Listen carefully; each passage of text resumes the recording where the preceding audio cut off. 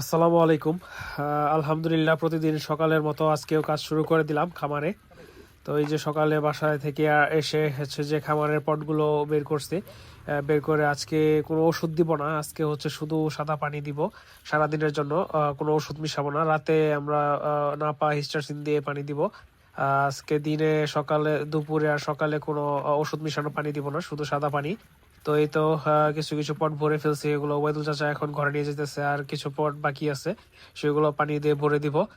তো পানি দিয়ে ভর্তি করার পর বাকি কাজ করব, খাবার দেওয়া বাকি আছে, তারপরে ঘর খোঁচানো বাকি আছে। পটে পানি ভরার পর এই যে বাকি পটগুলো যেগুলো আছে সেগুলো উবাদুল চাচা আমি দিয়ে দিতেছি খামারে। কিছু কিছু পটে পানি ছিল, রাতের পানি ছিল, সেগুলো ওষুধ মিশানো। এই এই যে উবাদুল চাচার হাতের যে পটগুলো, এইগুলোতে কিছু পানি ছিল ওষুধ মিশানো, এগুলো আমরা আর বাইরে বের করি নাই, এটা ওই জায়গায় খামারে রেখে দিছি। এগুলো সামনের দিকে আয়না রাখছি যেন পরবর্তীতে পট খালি হলে যেন আমি পানি ভরে দিতে পারি। এর জন্য বাকি যে পানি ভরা আছে আজকে পটগুলো, এগুলো পিছনের দিকে দিয়ে দিতেছি, পিছন থেকে দিয়ে আসতেছি। তো খালি পটগুলো সামনের দিকে রাখলাম যেগুলাতে অল্প অল্প পানি আছে, রাতের ওষুধের পানি। তো ওগুলা না ফেলে দিয়ে ওগুলা মুরগির জন্য রেখে দিলাম যেন খায় ফেলে।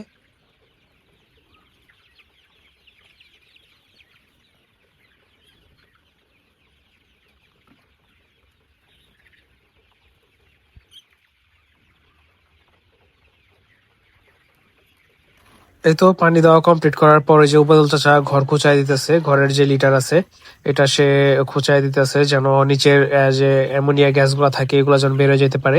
মূলত এই লিটারের জন্যই যত প্রকার রোগ ব্যাধি ছড়ায় খামারে।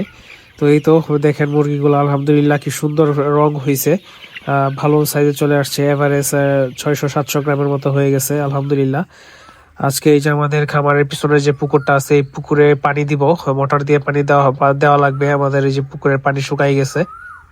তো এই যে ওবায়দুল চাচা হচ্ছে যে আমাদের যে মোটর আছে মোটরটাতে পানি ভরতেছে। আসলে এই মোটরটায় পানি থাকে না, ফুটবল নষ্ট হয়ে গেছে মোটরের।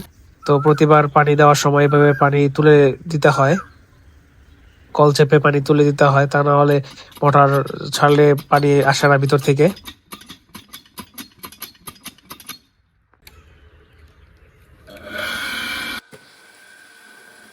আজকে সারাদিন পানি চলবে, হ্যাঁ, পুকুরে পানি দেওয়া হবে সারাদিন, যতটুকু পানি ভরতে পারে ভরবে। ইনশাল্লাহ আবার 2-3 দিন পরে আবার পানি ছাড়া হবে মোটরে। সকলে দোয়া করবেন আমাদের জন্য, আমাদের খামারের জন্য, আমরা যেন সুস্থভাবে ভালোভাবে খামারটা পরিচালনা করতে পারি। আসসালামু আলাইকুম।